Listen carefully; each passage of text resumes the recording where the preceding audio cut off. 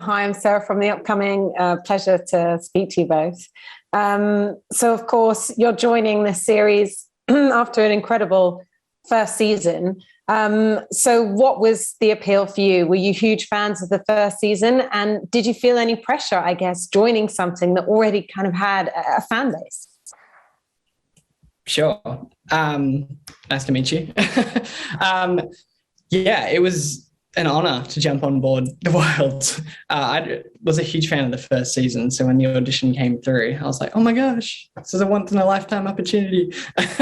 So yeah, I basically just jumped on board. Also, I really liked the character Josh. I found him quite funny and neurotic and different than what I'd played before. He kind of has a lot of issues that he's dealing with in regards to his panic attacks and stress. So I found that quite exciting. And also on top of that, it was filming in Australia, which is where my family's from. So the opportunity to go back home and shoot on the beach was quite exciting. And for you, Miles?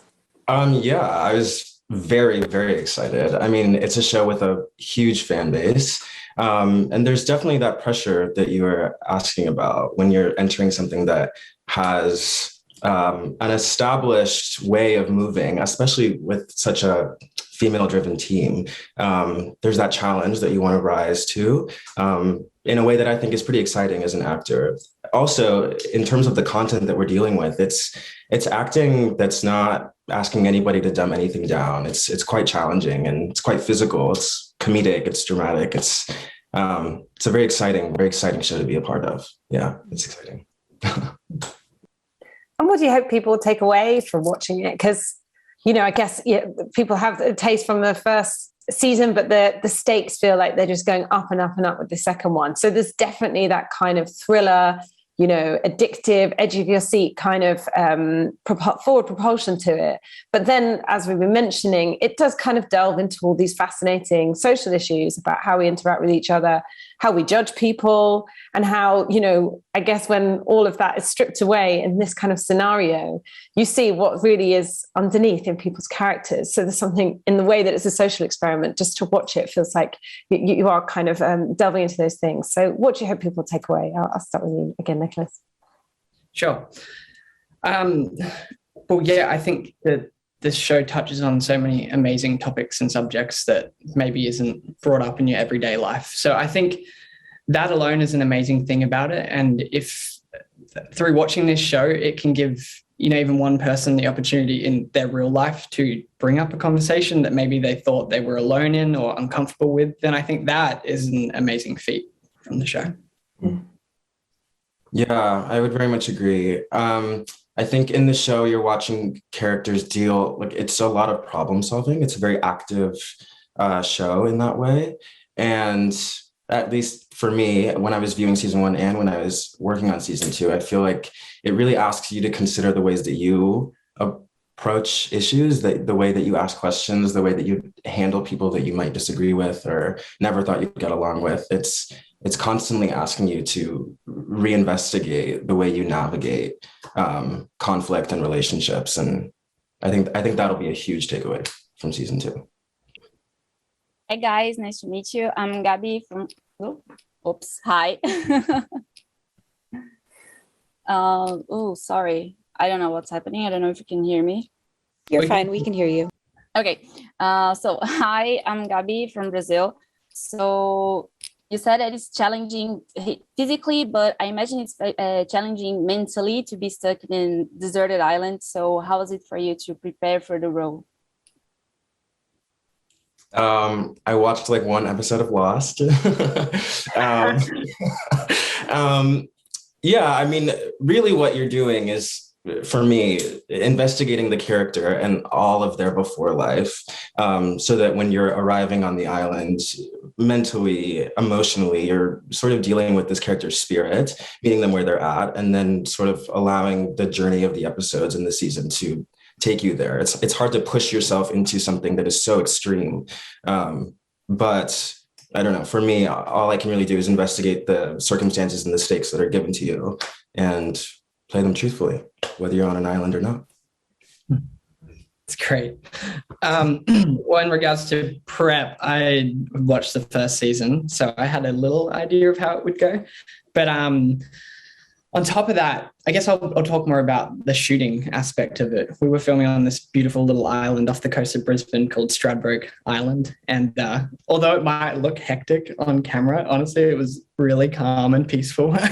You'd be shooting and then in the back of the shot, you'd have kangaroos jumping through or like dolphins doing backflips. So I found that quite thrilling. But even though it was beautiful, we were still on the beach 12, 14 hours a day with the sun beating down on your face. So I personally found it quite easy to jump into character and be in that moment because you got sand everywhere and you're sweating and it's just sun on your face. Yeah, it's great.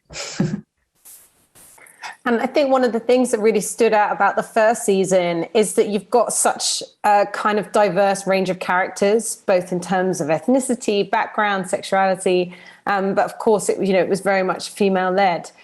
So do you think that's one of the great strengths of the show? And then also the opportunity with this next season to kind of have that same treatment, but here with, all these different kind of men.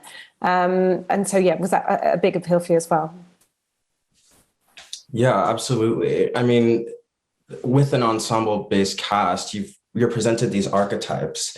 But what the show is so brilliant at doing, what the writers are so brilliant at doing is like, investigating and challenging what you think you may know about these characters, asking you to think about people in very complex and complicated ways. I think season 2 ups that, honestly, and it's beautiful to see a group of men, a group of teenage boys presented in an emotional and vulnerable way.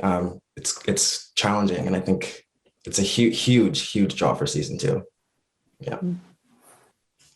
Yeah, just to jump on the back of that, there were so many moments in the script in this season where I read it and I was like, wow, this is really cool to be a part of a project, a show that talks about these subjects, the taboo things. And I found that quite amazing. Coming in after the first season, it was so incredible. They had such a huge fan base. So that was, I felt like it was a bit of pressure, but the writers, Amy and Sarah, and the team are so incredible at making these characters real and lovable, and you just want to be friends with them and you feel everything that they go through and you just, it's amazing. So, yeah. How would you describe your character in like one word or one sentence for people who don't know you yet to know the characters before watching the show? Okay, I'd say Josh is a neurotic stress head with a good heart. In one sentence, I'd say Ivan is a fashionable, smart, cutting kid who makes mistakes. And you were talking about, shooting, in Australia and everything. And it does look like they really kind of put you through your paces. Like, I don't imagine you have that many kind of like stunt doubles or anything. You're doing a lot of this stuff for real. So maybe you can just mention, a moment that was particularly challenging and one that you really enjoyed, like one of the highlights. So I'll start with you, Nicholas. Sure. Okay, I guess I'll start with a highlight. This is going to sound so stupid, but it was so funny. So we were doing a week of night shoots and it was getting to like 3 a.m. We were getting a little loopy because we'd been up all night, and Miles and Zach and I decided for some reason it was a good idea to start remixing Christmas carols. And we like turned Rudolph into like a barbershop quartet. It was ridiculous, but honestly, there was so many just like fun little moments like that. I guess when you're shooting on an island for months on end with a group of people, you become so tight, and even the smallest thing can bring a lot of joy. So that was one specific moment.